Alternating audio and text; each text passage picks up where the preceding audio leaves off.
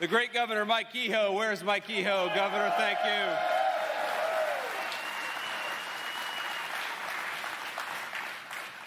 Now, when we had that great Supreme Court case that said a crazy thing like maybe we shouldn't discriminate against people based on race, right? Very common sense. Maybe we should build our congressional districts to represent people rather than representing racial groups. Mike Kehoe jumped into action and working with the great congressional leadership here in the state of Missouri, gave us a brand new Congressional District 5, which I believe we're sitting in right now. Is that right? Okay.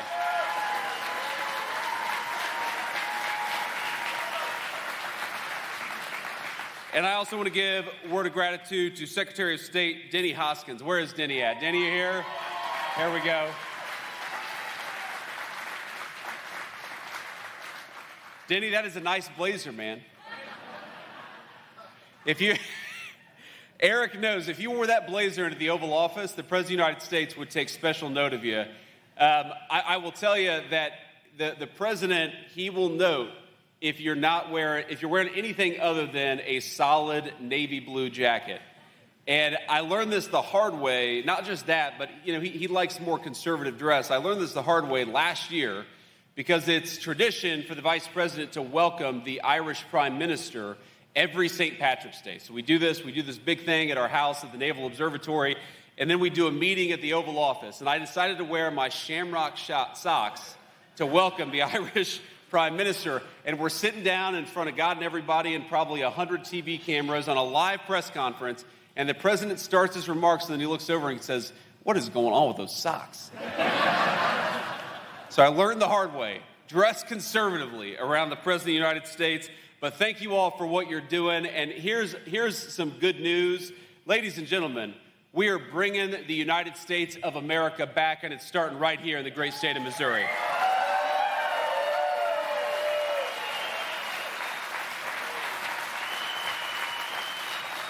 Now, I want to talk about just a few of the things that we've been doing to try to rebuild the United States of America because I'm 41 years old.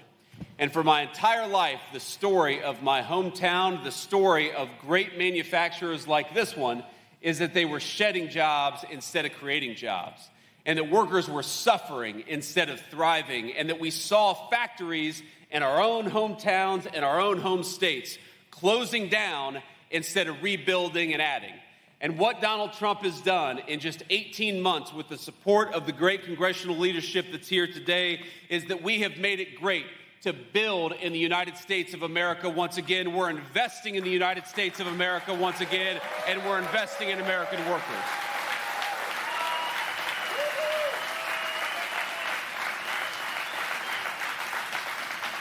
Now that is not an accident, my friends. It didn't happen through accident. It happened through the deliberate decisions of the President of the United States and some of these congressional leaders here today.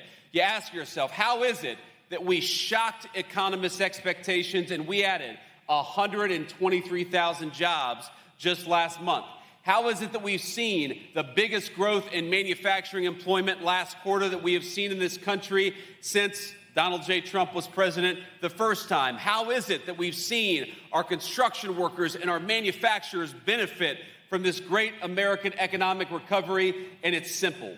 We decided to put American businesses and, most importantly, American workers first for a change. We decided to fight for you instead of fight against you, which is what way too many leaders have been doing.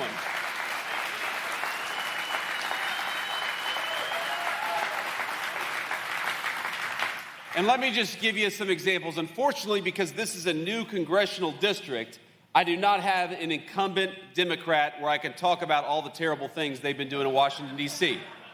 We've got a new congressional district, and what that means is I can't talk about the fact that last year, when we passed the working families tax cuts that Jason Smith authored, and these guys fought for, every single congressional Democrat, save, I believe, one, voted against it. When we decided to put more money in your pocket, every single congressional Democrat except one, a guy in Maine, voted against it. When we voted to reinvest in Missouri's manufacturing workers, Every single congressional Democrat, save one, voted against it. Here's the simple fact. If you want congressional leadership that fights to lower your taxes, that fights to put more money in your pockets, and fights to protect your jobs, the only game in town is Donald J. Trump and congressional Republicans. We're fighting for you every single day.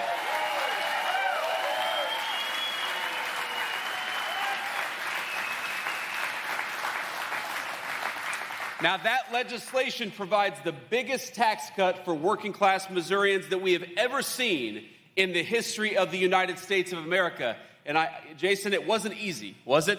It should have been. It should have been simple to get Democrats to vote for more money in your pockets. It should have been simple to get Democrats to vote for protecting rural health care. You know, we had $30 billion in that legislation to stop the closures that we saw under the Biden administration of all of these rural health care clinics. But instead of fighting for you, they decided to fight against you. And the simple reason is because the Democratic Party in Washington, D.C., I hate to say it, ladies and gentlemen, it is not the Democratic Party that my mama and papa belonged to. It's not the Democratic Party that was patriotic and believed in supporting working people. It's the Democratic Party that has been given over, unfortunately, to a lot of crazy people. You can say that, I won't, man.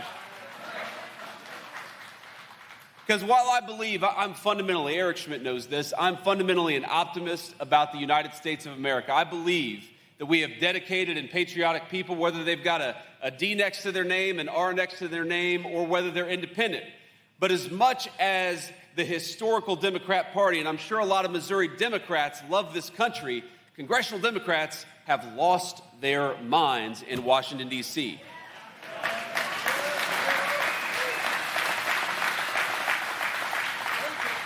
Everything that we do, everything that we try to do to make our streets safer, to close down the border, to try to give more money in your pocket, every time we try to do something, the Democratic leadership in Washington fights us every step of the way. And you don't have to take my word for it. I'd ask you to go back, if you ever are confused about the priorities of congressional Democrats, I invite you, go back and watch the State of the Union address of just a few months ago. It feels like a long time ago. But the cool thing about the State of the Union being Vice President of the United States is I get the best seat in the House. Now, the downside of it is you get the best leg workout because for 2 hours it's stand up, sit down, stand up, sit down. But here's the thing. When we had some very simple things, some things that you would expect every American, whether they're a Democrat or Republican, to stand and cheer for, Democrats sat on their hands. When we had a 6-year-old girl, beautiful little girl, who had been wounded by an illegal alien criminal, she was there, we were celebrating her, she was so happy, this beautiful little girl, she was hugging her dad and proud to be in the United States Congress. And the president called her out, and what happened? Congressional Democrats sat on their hands. And when the President of the United States said, ladies and gentlemen, I'm gonna just restate a simple principle. If you believe the purpose of the American government is to stand up for American citizens rather than illegal alien criminals, I'd like you to stand up and cheer. And what happened? Every single congressional Democrat sat on their hands. You got to ask yourself, what's wrong with a party that will not stand up and cheer for a 6-year-old little girl who's been wounded by an illegal alien criminal? What is wrong with a party that will not stand up and cheer for a closed border? What party will not stand up and cheer for the simple principle that me and Eric Schmidt and Doc Marshall and Jason Smith and everybody else, Mark, we stand and we ought to fight for you, not illegal alien criminals. That's a simple principle that everybody should agree with.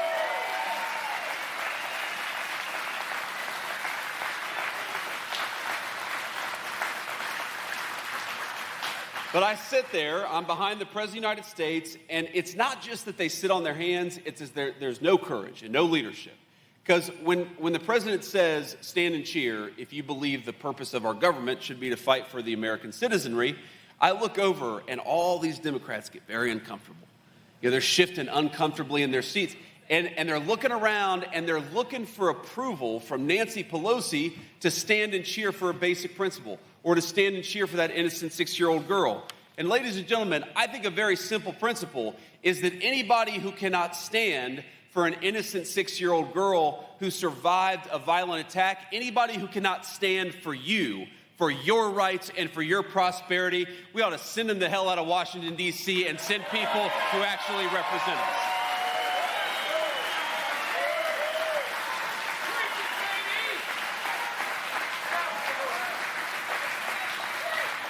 And that's what's going to happen. I don't know. Do we know who's running yet in this open congressional seat that we just created? Who is it? Taylor Burtz. Okay, Taylor Burtz, we wish you the best of luck. We got somebody, Mike Abebe. Mike, congratulations. We're rooting for any good Republican in this seat. But I don't know who the Democrat's going to be. We probably don't know who the Democrat's going to be. Who is it? Okay. I don't know who that is. But here's the thing. Here's the thing about this. That person, I guarantee you, I'm going to make a prediction. I'm going to play JD Vance the prophet. Coming up October, November, you're going to see television advertisements. And you're going to see radio advertisements. You're going to hear them. And what they're going to tell you is that this person who's running, he's not like all the other congressional Democrats in Washington, D.C. He actually cares about you. He's willing to work with President Trump and the Republicans to get things done. And I guarantee you that person is going to run pretending that he fights for you, and in reality, he's going to get there and fight for Nancy Pelosi. Because that's what congressional Democrats do. That's what they have to do in order to get their campaign contributions and the support from the interest groups. They have to promise not to fight for you. They've got to promise to fall in line behind Nancy Pelosi. And that's why they sit on their hands. That's why they refuse to clap and cheer for the simple principle that your government ought to fight for you. And that's why we cannot let those people anywhere near congressional leadership in Washington, D.C.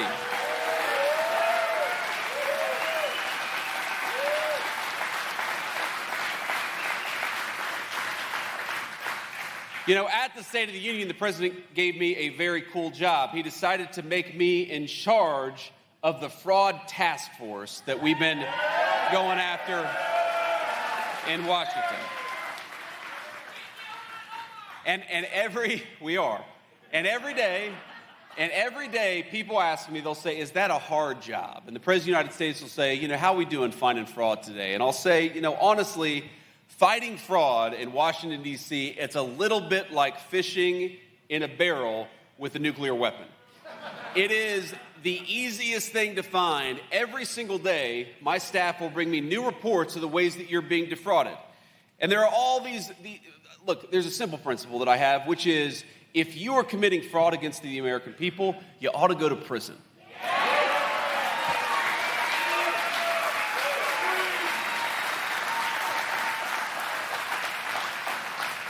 If you are a public official and you're not fighting against fraud, you ought to have your money taken away because you should not be able to steal from all of you and give it to fraudsters. So, and the thing I've learned about fighting fraud is that it is the ultimate non-victimless crime. There are at least 2 victims every time a fraudster takes advantage of our public programs. Number one, you are the victims. When you pay your taxes, you ought to expect that it's going to go to the people that the law says it's going to go to. That's number one. But number two, when you pay into a program, let's say you pay your taxes and you know it's going to go to the food stamp program to ensure that low-income children actually have the ability to eat. You expect that money to go to a child to keep that child from being hungry. You do not expect it to go to a Somali fraudster because Governor Tim Walz in Minnesota is not doing his job. But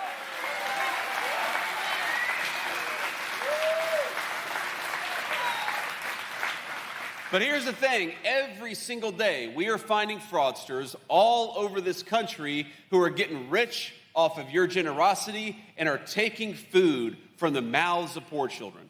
And that is what must stop, and that is what we're stopping with the Fraud Task Force. Just last week, we actually prosecuted a fraudster who was stealing people's check information, stealing their identity, and writing bad checks. And that person was from Detroit. You know where we prosecuted him? Right here in the Western District of Missouri. And that person's going to prison.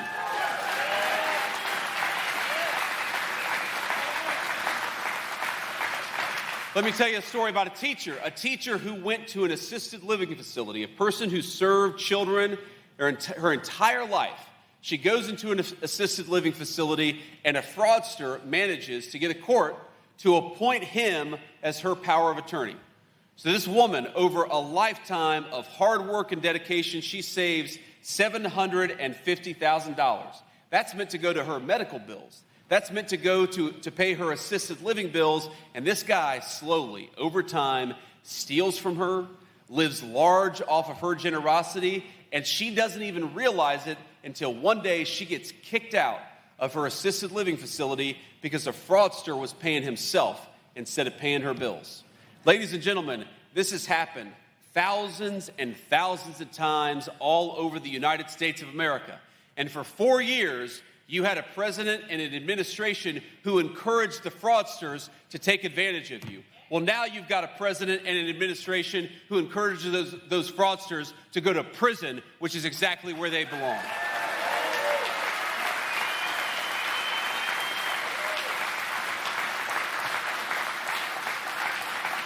When somebody steals $1.4 billion from the Medicaid program, that is theft from you, and that's theft from people who deserve to be able to go see a doctor. When people steal billions of dollars from the Medicare program, that is theft from you, and it's also theft from the people who use the Medicare program to pay their bills. When somebody steals money from a program that's meant to benefit autistic school children, that's theft from you, and it's also theft from those children who depend on those services. One of the things I love about our country is that we're a generous people. We look after one another. If we see a kid who's starving, we don't say, you're on your own. We say, we're going to help you out. But that American generosity of spirit depends on having leaders who take care of those kids and who protect your money. And what we had for 4 years was leaders who promoted the fraud. Ladies and gentlemen, now we have leaders who promote you, who fight for your tax dollars, and fight for the kids who need those programs. And ladies and gentlemen, the only way to do that is to send the fraudsters to prison, and that's where they belong.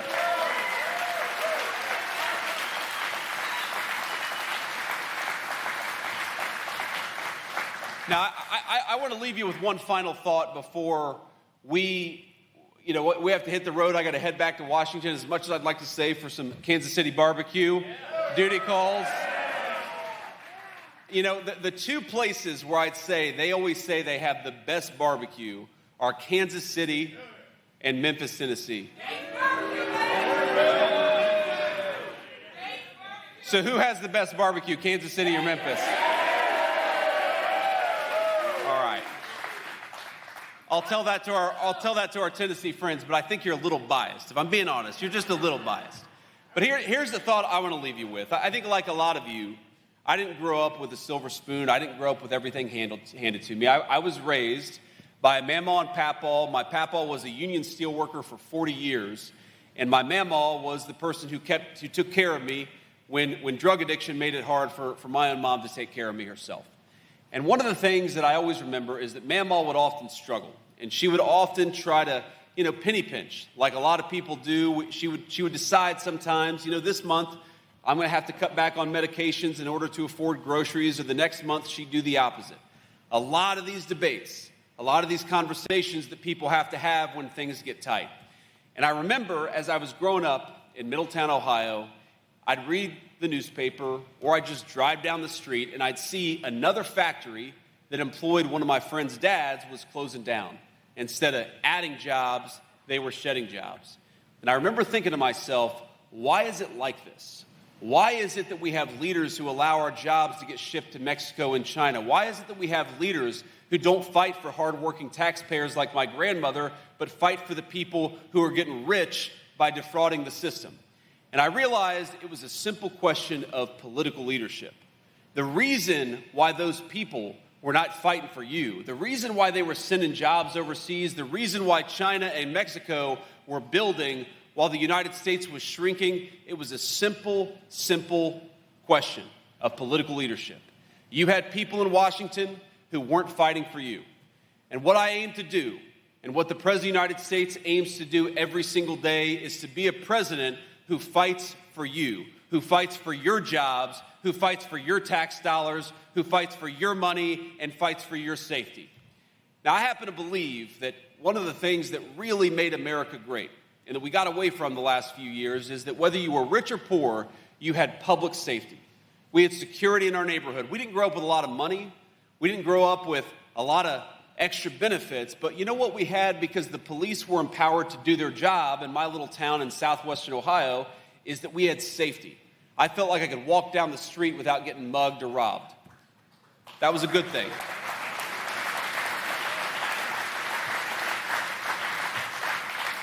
And what happened under the Biden administration is that we allowed, not rich people, because rich people can afford private security, we allowed normal Americans to feel less safe and less secure in their communities. We saw murder rates, rapes, violence, armed robberies at historic levels. And in just 18 months under Donald Trump's leadership, by empowering our local law enforcement and empowering the police officers who keep us safe, we have the murder rate at the lowest level in 127 years.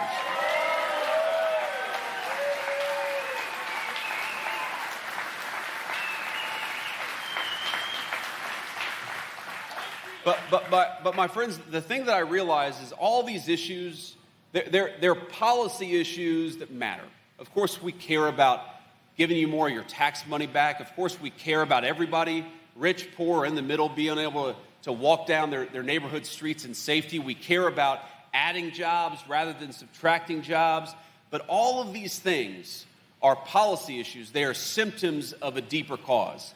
And that cause is that Donald J. Trump loves this country. He loves the people who make this country great, and he wants you all to thrive. Here's the problem with today's Democratic Party in Washington, D.C. It's not just that they want higher taxes, though they do. It's not just that they voted against the working families tax cut, though they did. It's not just that they empowered the criminals, which is why we saw such high murder rates under Joe Biden's leadership. The problem is that they don't think that they fight for you. What makes them passionate, what really gets them fired up, listen to them talk. Do they get fired up about putting more money in your pocket? No. Do they get fired up about supporting our local law enforcement to keep you safe? No. What brings them to tears, what makes them angry, what makes them yell and scream and holler is illegal aliens. If you actually ask, you actually look, judge them not by what they say, but by what they do and their emotions, what they reveal to you is that they believe they exist on this earth. They believe their jobs exist in Washington, D.C., not to fight for you and for your jobs, but to fight for illegal immigrants and the fraudsters who get rich from the system. That is not a policy difference. That's a difference in who you represent and who you fight for. Now, here's what I'm never going to promise you. You know, just these four leaders who had to step away because they're going to fly back with me to Washington, D.C., they're going to disagree about policy issues. Even the four of them are not going to vote the right way or the wrong way on every single issue. They're going to have disagreements even among themselves. I'm not asking you to support congressional Republican leadership because you agree with everything Republicans do in Congress. I get frustrated with them from time to time. By the way, pass the SAVE Act. That's something they need to do.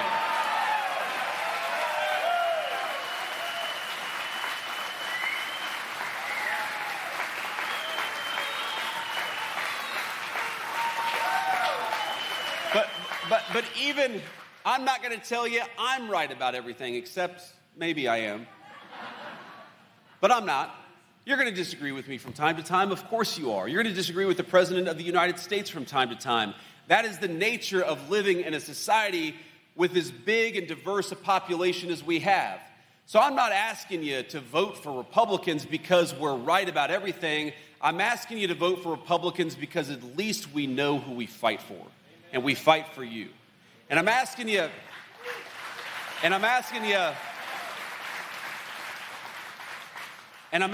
to vote against Democrats because they don't know who they fight for. Or if they do know, they're fighting for illegal aliens and they're fighting for fraudsters. You know, we've gotten no help from congressional Democrat leadership on this anti-fraud task force. And with the exception, we actually have, to their credit, a few of the blue states have been helpful in fighting against fraud.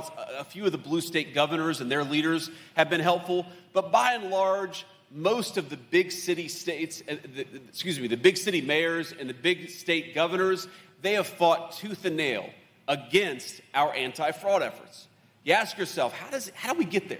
How do we get to a political party that promotes fraud and illegal immigration? And the simple fact is that this is not my grandparents' Democrat Party. Something has changed. Something is profoundly different about the modern leadership of today's Democrat Party. And so I'm not going to ask you to agree with us on every issue because that would be impossible. What I will ask you is if you want to make America great, if you want to protect your jobs and hopefully build jobs in this beautiful factory, if you want to make our streets even safer, if you want to rebuild the American dream for the next generation, vote against the crazy leadership in Washington, D.C. Vote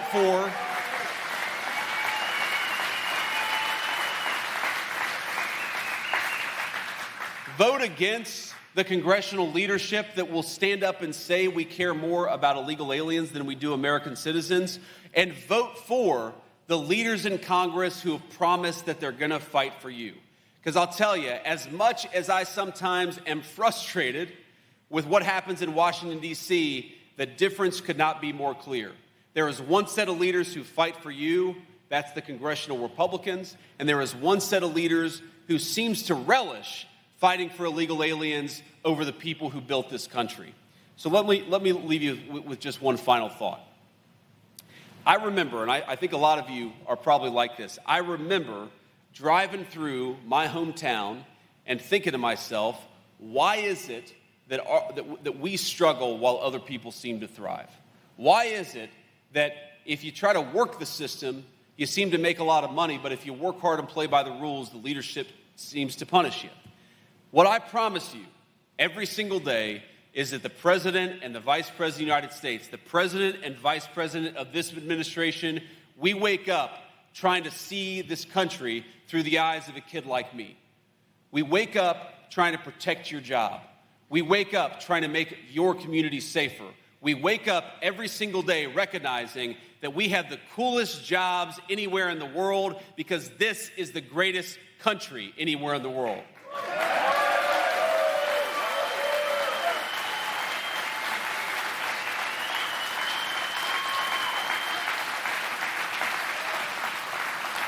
So what I'm going to tell you is because you come up and every day you work hard and play by the rules, we're going to fight for your tax dollars. Because you just want to raise your children in safety and security, we're going to fight for local law enforcement. Because you want to build great things at this beautiful factory, we're going to fight for great American manufacturers and the workers that they employ. Ladies and gentlemen, you make America great, and we will not stop fighting for you. God bless you, and thank you for having me.